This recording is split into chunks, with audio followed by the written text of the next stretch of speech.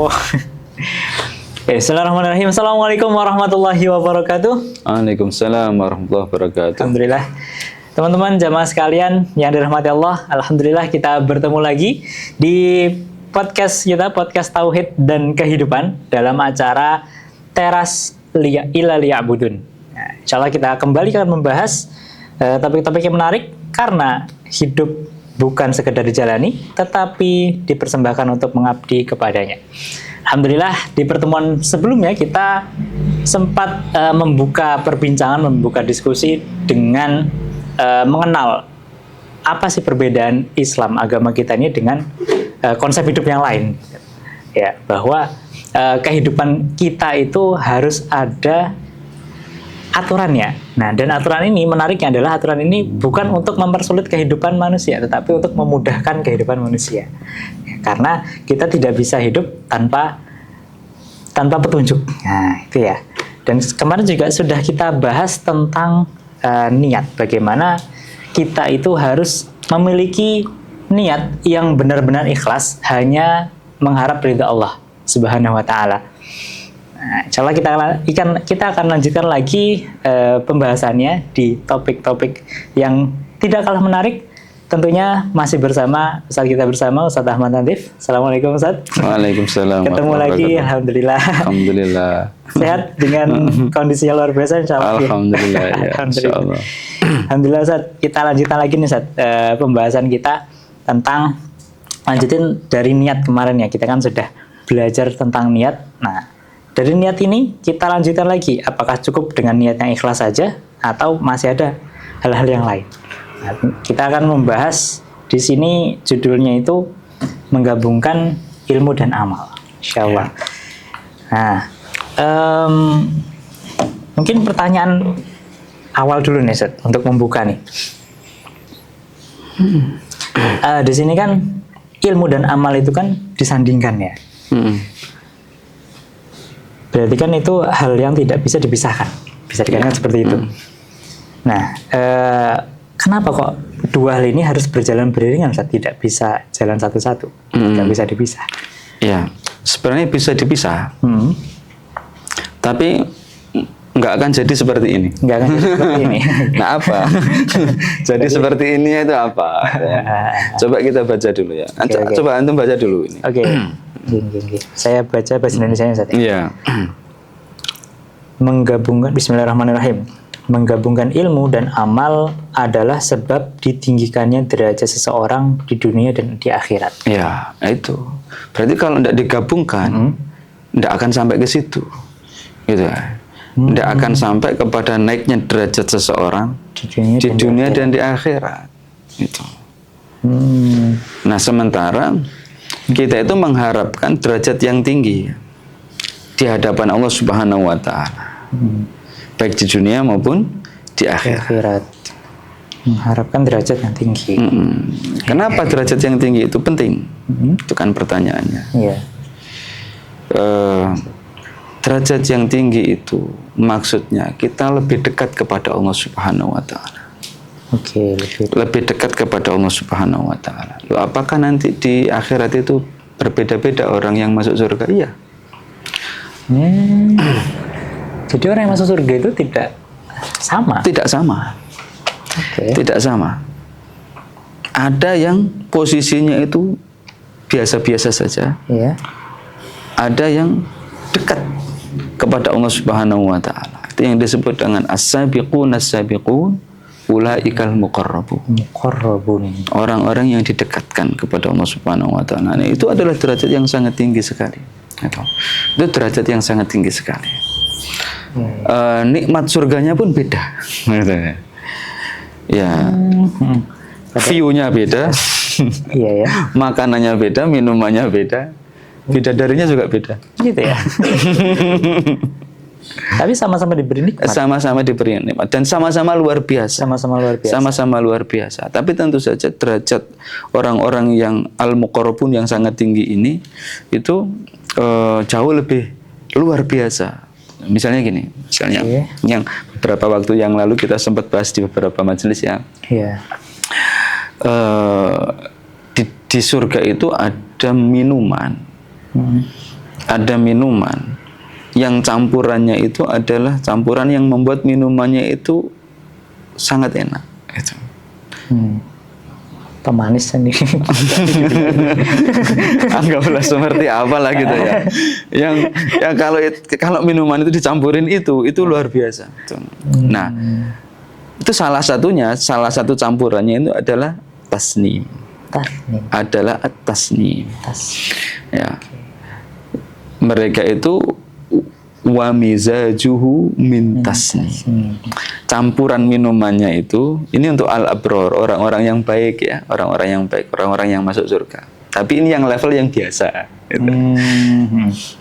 Minumannya itu apa? Ada campuran dari tasnim itu tadi. Nah, tasnim itu apa? Tasnim itu ainan.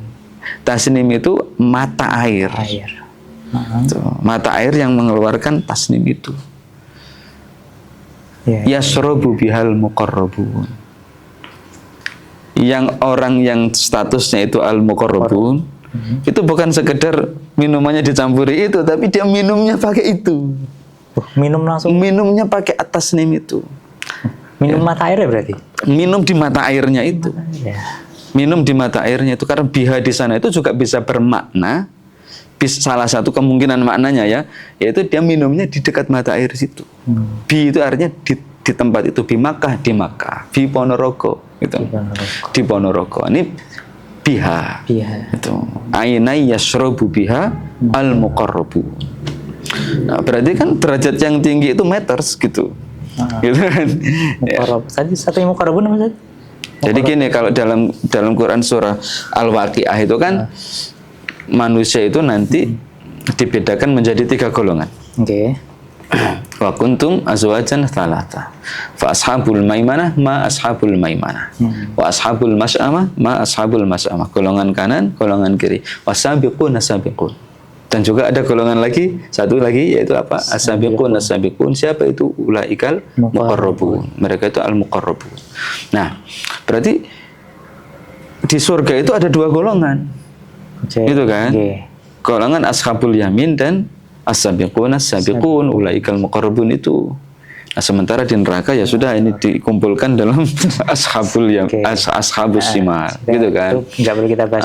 Itu kita nggak perlu bahas ini dulu karena bukan tujuan kita kan.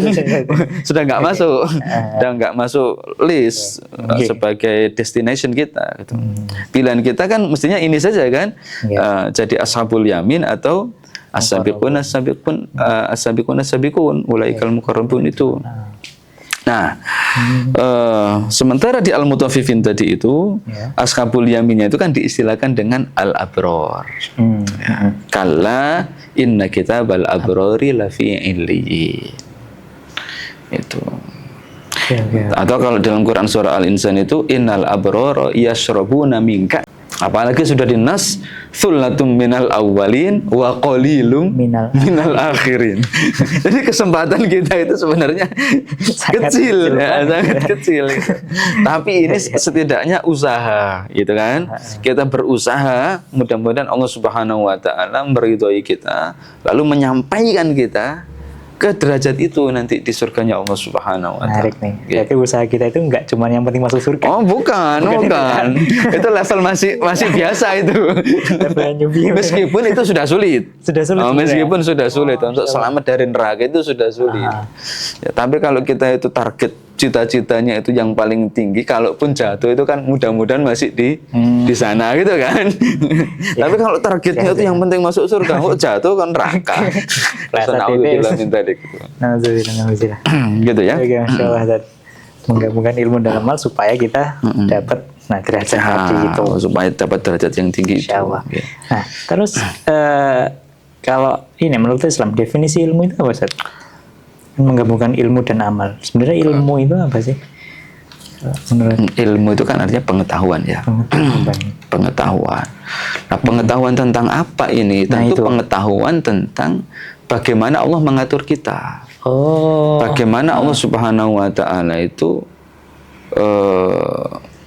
mengatur aspek-aspek kehidupan kita itu bagaimana sih itu. Kita perlu tahu maunya Allah Subhanahu wa taala seperti apa. Ini kan kita berkepentingan untuk itu karena kita ini sebagaimana di pembahasan sebelumnya, kita ini mau mengabdi kepada Allah Subhanahu wa taala. Nah, pengabdian itu diwujudkan dengan apa? Melakukan amalan-amalan yang dia perintahkan, gitu kan. Nah, kita perlu tahu nggak apa yang diperintahkan? Perlu tahu, gitu. Kita juga perlu untuk menghindari apa yang dia larang. Maka perlu tahu nggak kita apa yang dilarang oleh Allah Subhanahu wa taala? Perlu. Nah, pengetahuan akan hal itulah yang kita maksud di sini. Gitu. Maksudnya itu, oke. Ya.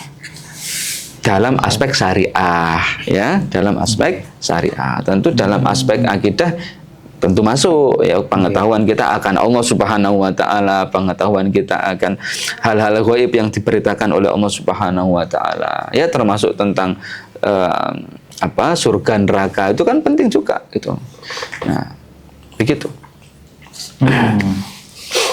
Ilmu. Jadi yang kita bahas di sini adalah ilmu yang itu bisa kita tahu mana yang Allah halalkan, mana yang Allah bolehkan, mana yang Allah haramkan. Dan juga syariat-syariatnya. Coba kita baca ayat pertama itu. Oke. Bismillahirrahmanirrahim.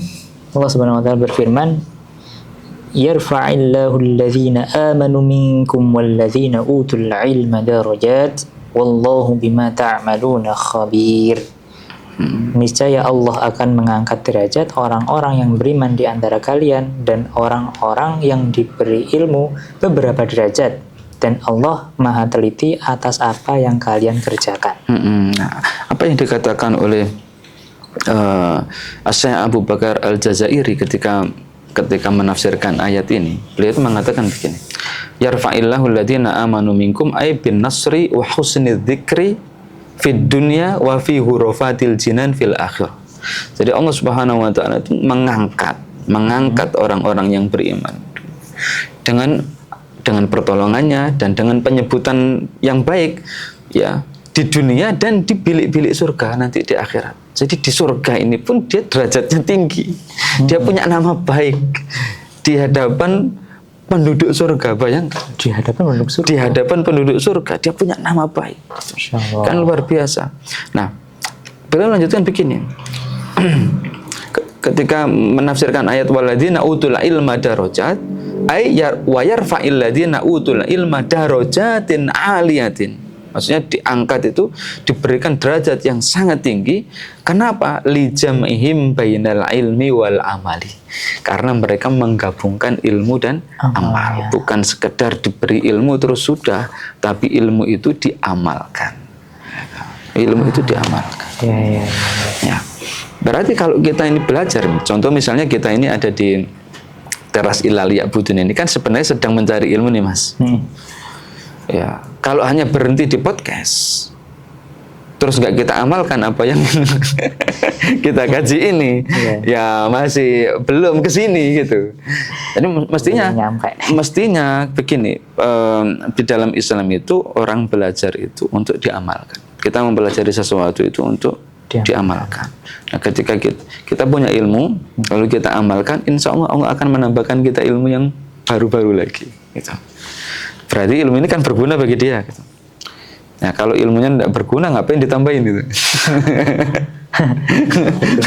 Ditumpuk-tumpuk saja kan. Nah, gitu. Nah. Nah, di ayat berikutnya itu, coba kita lihat ketika Allah Subhanahu wa taala itu bertanya, ini Quran surah Az-Zumar ayat 9 ya. Qul hal yastawil ladzina ya'lamuna wal ladzina la ya'lamun. Innama yatadzakkaru ulul albab. Apakah sama? Katakanlah, apakah sama orang-orang yang tahu dengan orang-orang yang tidak tahu? Sesungguhnya orang-orang yang bisa mengambil pelajaran ketika diberikan pelajaran itu hanyalah ulul albab. Nah, ayat ini diawali dengan amman huwa qanitun ana al-laili sajidan wa qa'iman yahdarul akhirata wa yarju rahmata rabbih. Diawali dengan itu, ya. Apakah orang-orang yang tidak seperti ini ataukah orang-orang yang seperti ini? Seperti apa ini? Orang-orang yang qanitun ana al-lail, beribadah di malam hari, sajidan wa qa'iman, ya, salat sujud, bangun sujud. Karena apa? Yahdarul akhirata, karena takut akan ancaman adab di akhirat nanti, wa yarju rahmata rabbi, dan dia berharap rahmat dari Allah Subhanahu wa taala, bangun malam. Gitu. Bangun malam. Ya, jadi kalau kita itu sudah tahu fadilahnya bangun malam, itu mestinya kan dilakukan, gitu kan. Nah, itu yang namanya jam'ul ilmi wal amal. Gitu. Oke. Coba misalnya begini. Misalnya begini. Di dalam sebuah hadis itu dinyatakan orang bangun malam pun derajatnya beda-beda. Yang bacanya cuma 10 ayat itu beda dengan yang membacanya 100 ayat dengan membacanya yang 1000 ayat itu. Yang 10 ayat dia ditulis sebagai orang yang tidak lupa, tidak lalai. Alhamdulillah sudah ditulis sebagai orang yang tidak lalai. Orang yang membaca 100 ayat ditulisnya apa? Dia sebagai al-qanitin, ya, al-qanitin, orang yang tukang ibadah, ahli ibadah, al-qanitin. Nah, bacaan kita sudah berapa ayat? Sudah sampai 100 belum? Kalau belum, naikkan. Gitu kan? Naikkan. Nah, yang 1000 ayat itu mereka itu adalah al-muqantarin, orang-orang yang mendapatkan pahala yang sangat besar. Oh, ini ibarat ya kalau kita nih ya Mas, misalnya kita ngumpulin emas paling 1 gram 2 gram itu pun butuh berapa lama? Ini 74 kilo Mas. Kan luar biasa kan itu ya. Yang lain itu punyanya hanya 1 gram 2 gram, ini 74 kilo. Nah, itu al-muqantarin gambarannya kayak gitu. Gambarannya kayak gitu ya. Gambarannya kayak gitu. Ini panen pahala. Itu 1000 ayat. 1000 ayat. 1000 ayat itu gini. Saya kasih ide ya. Saya kasih ide. 1000 ayat itu juz amma dibaca 2 kali. Itu sudah hampir 1000 tuh. Tinggal nambahin beberapa lagi. Plus Al-Fatihahnya insya Allah sudah sampai itu. Ya, juz amma dibaca 2 kali. Jadi misalnya antum sholat malam 4 rakaat. Ya sudah, 2 rakaat pertama baca 1 juz, 2 rakaat berikutnya baca 1 juz lagi, surah yang sama. Kalau apalnya banyak juz 30. Oh, enggak apal juga. Wis Al-Ikhlas. Al-Ikhlas 1000 kali. Nah, enggak. Al-Ikhlas itu kan sudah 4 ayat kan? Sudah 4 ayat. Tinggal dibagi. Nah, tinggal kalikan 250. Ya toh? Kan sudah 1000. Nah, itu contoh ya.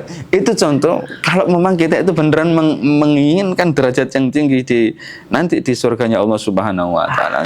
Kita mesti pastikan bahwa ilmu yang kita ambil itu kita amalkan.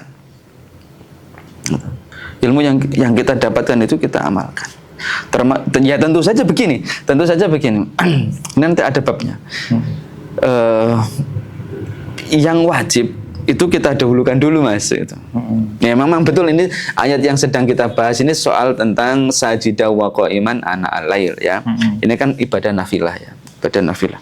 Nah, sebelum kita mengejar yang sunnah ini, pastikan dulu yang wajib-wajib itu selesai gitu. Ya, jangan sampai kemudian kita mengejar yang sunnah terus yang wajib enggak kena gitu. Bolong. Mengejar sholat tahajud, sholat subuh ini bablas. Wah, itu gimana? Nah, itu contoh. Ya gitu ya. Itu gambarannya begitu. Betapa derajat orang yang menggabungkan ilmu dan amal itu tinggi karena itu gitu. Dia tahu suatu ilmu, dia amalkan. Oke, menarik. Kalau tadi kan sudah kita pahami, orang yang sudah punya ilmu dan beramal itu derajatnya seperti itu. Sekarang kebalikannya, orang yang cuma punya ilmu saja, terus nggak diamalkan. Banyak kan kasus-kasusnya itu dia hafal banyak kitab, dia sering kali baca buku-buku yang luar biasa, tetapi amalannya ya segitu-segitu aja. Bahkan dia nggak, sangat-sangat terbatas sekali. Gitu. Ya gini. Yang pertama gini, sebaiknya kita itu tidak memandang orang lain. Oh enggak, siap. Jadi ketika kita membahas kitab ini, itu yang kita pandang diri kita sendiri. Sudah berapa? Iya, karena gini, kalau kita tuh menilai orang, Kita itu enggak mengikuti kehidupannya 24 jam kan. Iya sih. Bisa jadi yang kita lihat itu adalah apa yang ya sekedarnya, tetapi Betul. ketika kita tidur atau jauh darinya, dia melakukan amal-amal yang mungkin menjadikan dia itu jauh lebih dekat kepada Allah Subhanahu wa taala daripada kita. Bisa jadi kan gitu. Nah, bisa jadi seperti itu. Nah, jadi ketika kita membahas buku ini, itu yang paling kita perhatikan adalah diri kita sendiri dulu, kita sendiri dulu. Itu fokus ke sana. Karena harapannya ketika kita mengkaji buku ini, itu kan tujuannya bikin ya. Kemarin kita nggak sebutin judul bukunya ya. Iya. Masya Allah, sampai lupa. Kita sudah bahas bab kedua ini belum. Udah bahas bab kedua, judulnya nggak tahu. Judulnya nggak tahu. Jadi judulnya apa, Mas? Ini kitab Al-Kawakib Al-Lama'ah, Untayan Pesan-pesan Langit Pengokoh Kepribadian Islam. Nah, pengokoh kepribadian Islam berarti pribadi kita ini harus dikokohkan keislamannya supaya kita nanti ya harapannya mudah-mudahan meskipun oleh Allah Subhanahu wa taala sudah dikatakan qalilun minal akhirin, kita yang masuk qalilun itu. Qalilun itu boleh kan berharap itu seperti itu? Boleh. Boleh berharap seperti itu. Nah, terus saya kembali ke pertanyaan itu. Bagaimana kalau kita ini, anggaplah kita ya tahu banyak, tapi nggak banyak yang kita amalkan, gitu. Nah, jangan sampai itu kemudian menyurutkan kita untuk thalabul ilmi. Thalabul ilmi itu bagaimanapun pahalanya banyak. Mau diamalkan atau enggak, itu pahalanya banyak. Nah, gitu ya. Ya, man salaka thariqan yaltamisu fihi ilman sahalallahu lahu thariqan ilal jannah. Barang siapa yang menempuh jalan di mana dia dapatkan di jalan itu satu ilmu, maka Allah akan mudahkan baginya untuk masuk surga. Masuk surga tuh ya, Mas. Gitu. Nah, supaya nanti itu irtifa derajatnya di surga, bukan sekedar ilmu kan, bukan sekedar ilmu yang dicari, tetapi juga harus diamalkan. Tadi itu. Maka kalau kita ini sudah terkategori sebagai thalibul ilmi, itu sudah bagus, ya. Daripada seandainya kita ini tidak mau mencari ilmu, gitu. Merasa ilmu yang untuk kepentingan akhirat ini tidak penting. Diwujudkan misalnya kalau anak kita belajar ngaji di TPA di masjid itu, infak kita itu loh berapa kepada orang yang ngajar anak-anak kita itu. Bandingkan dengan kalau anak kita ini, antum belum punya anak ya, baru beberapa bulan di kandungan ya. Kalau kita panggil guru les atau kita ikutkan apa gitu, kok bayarannya tinggi sekali gitu. Nah itu kan wujud kita ini apa ya, masih kurang menghargai ilmu yang justru akan berpotensi membawa anak-anak kita ke surga. Nah, itu gini, orang yang sudah belajar tentang ilmu-ilmu syar'i ya, mau itu ilmu tentang tauhid ya, tentang akidah ya, maupun nanti sampai ke ilmu syariahnya sendiri ataupun ilmu alat yang bisa mengantarkan tercapainya ilmu-ilmu syar'i itu, maka itu sudah satu langkah awal yang sangat bagus itu. Hanya saja yang perlu kita ketahui dan kita tanamkan betul di dalam dada kita itu, bahwa yang disebut oleh Allah Subhanahu wa taala di dalam Al-Qur'an itu senantiasa alladzina amanu wa amilus sholihat. Orang-orang yang beriman dan beramal soleh, beramal, bukan wa alimus sholihat, orang yang tahu kebaikan-kebaikan, bukan sekedar tahu tapi amalkan, gitu, dilaksanakan. Dan memang begitulah harusnya thariqah belajar di dalam Islam. Jadi metode belajar orang Islam itu adalah belajar untuk diamalkan, bukan belajar untuk diketahui, apalagi dipakai untuk sekedar berdebat lalu berbangga-bangga dengan ilmunya. Ya, tentu tidak seperti itu. Oke, sebenarnya tadi pertanyaannya lebih ke ini, Zat. Bukan ke pribadi masing-masing, tapi kalau kita lihat di kondisi sekarang itu banyak sih yang dikatakan itu tokoh, terus sudah disandingkan titelnya mungkin derajat-derajat tinggi di hadapan manusia, terus tapi kok yang dia katakan, yang dia berikan kebijakan itu malah bertentangan dengan kepentingan umat Islam dan juga hak-hak yang umat Islam. Ya, kalau itu kita tidak usah iri dengan itu. Maksudnya, nah ini hadis yang terakhir di kitab ini dari Ibnu Mas'ud radhiyallahu anhu, anin Nabi sallallahu alaihi wasallam qala la hasada illa fitnataini.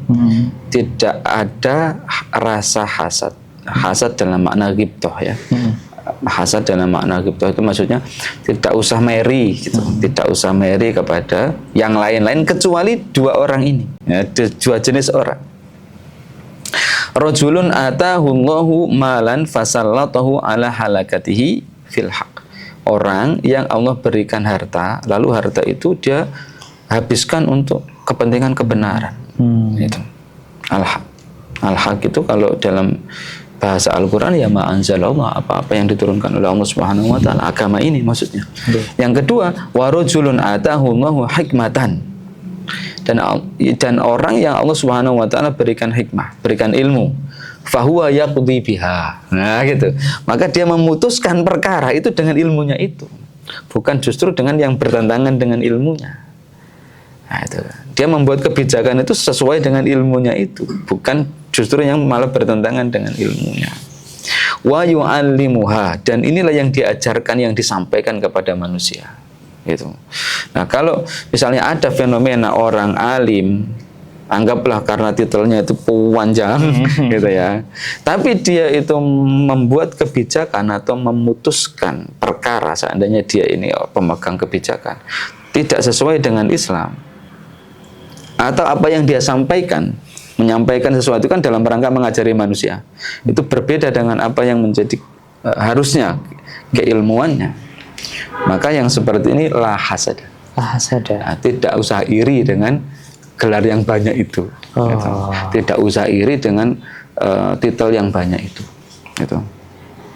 Ya, yang perlu diireni itu siapa? Seandainya ada orang yang punya ilmu banyak, lalu dia memutuskan perkara itu berdasarkan ilmunya itu, dan diajarkan itu, dia sampaikan ilmunya itu kepada manusia-manusia yang lain. Nah, itu baru boleh ada hasad di sana. Hasad bimakna ghibthah. Gitu. Hasad bimakna ghibthah. Maksudnya begini, hasad itu, hasad yang hakiki, itu kan adanya keinginan agar nikmat yang diperoleh orang lain itu hilang. Oh, hilang. Itu hasad yang sejati begitu kan. Ya, ngelihat orang dapat nikmat, terus dia pengen nikmat itu hilang darinya, syukur-syukur berpindah kepada dirinya, itu hasad. Nah, hasad yang ada dalam hadis ini maknanya itu ghibthah. Ghibthah itu dia nggak menginginkan orang yang punya ilmu ini ilmunya hilang, enggak, tapi dia pengen dia juga punya ilmu seperti dia, lalu dia mengamalkan ilmunya. Ya, pengen mengajarkan dia. Ya, pengen seperti dia. Iya, barakallahu. Insyaallah barakallahu fikum. Alhamdulillah. Sepertinya waktunya juga sudah. Nah, nanti kepanjangan takut ya. Oh gitu ya. Oke, siap ya. Panjang. Oke, kita selesaikan ini sebenarnya menarik banget ini. Alhamdulillah nyambung ya, jadi pembahasannya dari yang kemarin itu tidak cukup dengan niat saja, dilanjutkan dengan ilmu, dan ilmu saja tidak cukup, harus kita amalkan supaya kita mendapatkan derajat yang tinggi di surga. Enggak cuma masuk surga, derajat yang tinggi. Karena target kita itu Insyaallah semoga kita diberikan kemudahan untuk mencapai derajat itu. Amin. Semoga teman-teman juga senantiasa diberikan keberkahan dan kemudahan selalu. Alhamdulillah, teman-teman, sekian ya pembahasan kita pada kesempatan kali ini. Insyaallah kita akan lanjutkan di episode-episode berikutnya. Tentunya insyaallah lebih mendalam lagi, lebih menarik lagi, dan kita akan bahas secara santai ya, supaya kita lebih saling memahami ya. Nah, karena kan kalau kita belajar buku, kitab secara secara tekstual wah kayaknya ngantuk banget. Nah, kita itu sekarang belajar dengan santai. Ini belajar ya. Oke, alhamdulillah teman-teman. Kalau gitu kita akhiri dulu bersama-sama. Enggak usah diakhiri bersama-sama ya, bukan pengajian. Kalau gitu saya akhiri pertemuan kita pada kesempatan kali ini. Sampai jumpa lagi di podcast Tauhid dan Kehidupan di acara Teras Ilal Ya'budun, karena hidup itu bukan sekedar dijalani, tetapi dipersembahkan untuk mengabdi kepadanya. Terima kasih dari saya. Assalamualaikum warahmatullahi wabarakatuh. Waalaikumsalam warahmatullahi wabarakatuh. Alhamdulillah.